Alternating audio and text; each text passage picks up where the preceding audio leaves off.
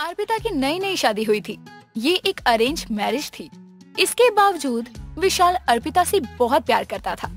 अर्पिता भी बहुत खुश थी। रात का समय था, तभी विशाल कहता है, मैं तुम्हारे लिए कुछ लाया था, अपने हाथ आगे करो जल्दी से। अर्पिता विशाल की बात सुनकर अपना हाथ आगे कर देती है। विशाल अर्पिता के हाथ में कंगन पहना देता है। कंगन पहनने के बाद अर्पिता कहती है, ये कंगन तो बहुत सुंदर है, मुझे पसंद आया। लेकिन तुमसे ज्यादा सुंदर नहीं। अरे मुझे दूसरे हाथ में भी कंगन पहनाना चाहिए, अभी दूसरे हाथ में पहना देता हूँ। नहीं नहीं विशाल, मैं एक ही हाथ में कंगन पहनती हूँ, इसी हाथ में कंगन ठीक है। इतना कहकर अर्पिता सो जाती है।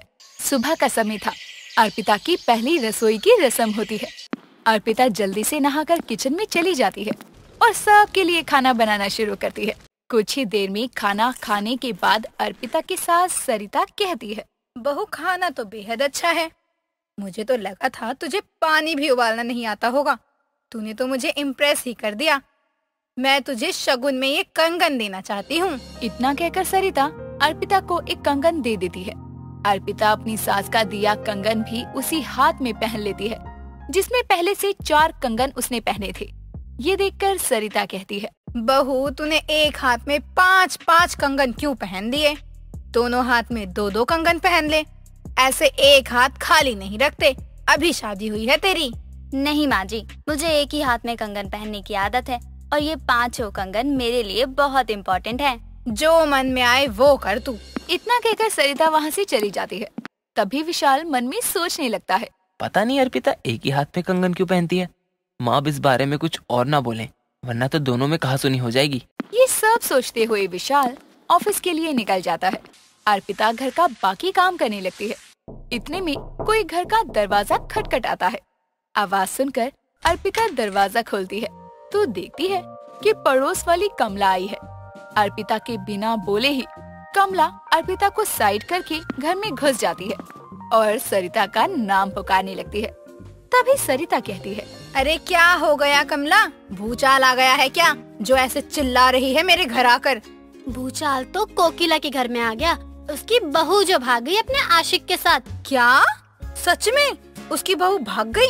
अरे मैंने तो कोकिला को ना जाने कितना समझाया था कि उसकी बहू के लक्षण ठीक नहीं हैं। इसी तरह दोनों बातें करने लग जाते हैं।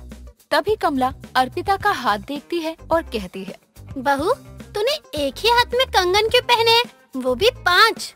सबकी नजर बस कंगन पर ही जाती है आंटी जी, बस ऐसे ही। और ये 5 कंगन मेरे लिए बहुत जरूरी हैं। अच्छा तो ऐसी बात है क्या? मुझे भी तो बता कि आखिर ये 5 कंगन तुझे दिए किसने हैं जो इतने इम्पोर्टेंट है?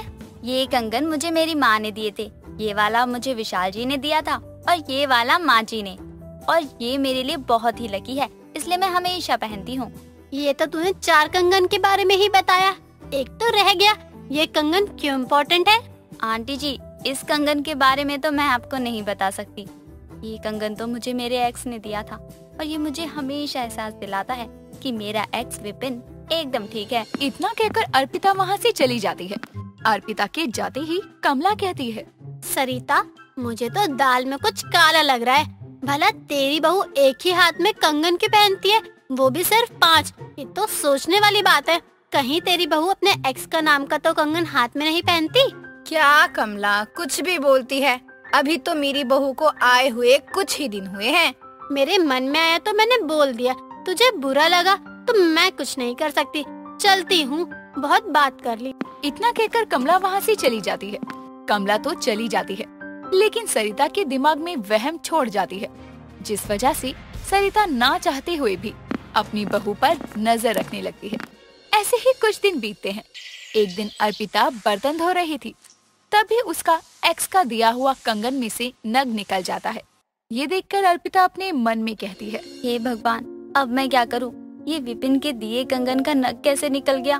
कहीं विपिन को कुछ हो तो नहीं गया होगा ना? अब मैं क्या करूं? मेरे पास तो उसका नंबर भी नहीं है और जो नंबर मुझे याद था वो उसने बदल लिया। इतने में ही वहाँ अर्पिता की सास सरिता आती है। अपनी सास को देखकर वो जल्दी से बर्तन धो लेती है और खाना बनाने लग जाती है। अर्पिता इतना ज्यादा परेशान होती है कि सब्जी में ज्यादा मसाले डाल देती है। रोटी जली हुई बनाती है। ये देखकर अर्पिता की सास सरिता से कहती है। बहू तू ठीक तो है ना? सब्जी में इतने मसाले और ये सारी रोटियां भी जली हुई है। नहीं माँ जी, मैं बिल्कुल ठीक हूँ, मुझे कुछ नहीं हुआ। ध्यान नहीं दिया इसलिए सब्जी में मसाले ज्यादा हो गए और रोटियां पता नहीं कैसे जल गई। अब मैं माँ जी को क्या बताऊँ कि मुझे विपिन की चिंता हो रही है। ये देखकर सरिता कहती है, न जाने आजकल बहू का दिमाग कहाँ ही चल रहा है। सरिता अर्पिता को संभालती है और उसे कमरे में ले जाकर सुला देती है। सुबह होते ही जैसे तैसे करके अर्पिता अपने एक्स विपिन के बारे में पता लगाती है तो उसे पता चलता है कि अब विपिन गोलगप्पे की रेडी लगाता है। शाम को सब्जी लाने के बहाने से अर्पिता बाजार जाती है और अपने एक्स के पास जाकर कहती है, विपिन तुम ठीक तो हो ना? मुझे कल से तुम्हारी बहुत चिंता हो रही थी।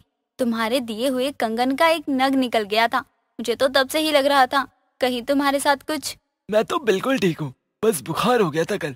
लेकिन तुम्हारे हाथ में 5 कंगन कैसे?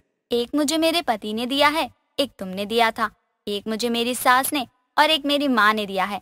और ये आखिरी वाला कंगन मुझे बहुत पसंद है, मेरे लिए लकी भी है, ये तो तुम जानते ही हो, इसलिए मैंने पहन रखे हैं। विपिन से बात करते हुए अर्पिता को उसकी सास और कमला देख लेती है।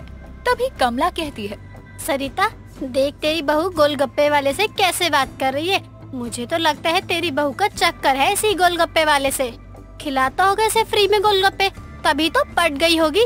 मुझे क्या पता कि ये मेरी बहू का एक्स है, जरूरी थोड़ी है गोलगप्पे खाने आई होगी। अर्पिता गोलगप्पे खाकर आ रही होती है।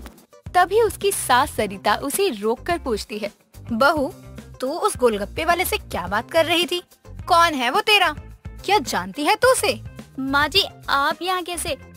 वो मेरा एक्स बिल्कुल भी नहीं है, मैं तो यहाँ गोलगप्पे खाने आई थी। इतना कहकर अर्पिता वहाँ से चली जाती है और घर जाकर काम करने लगती है।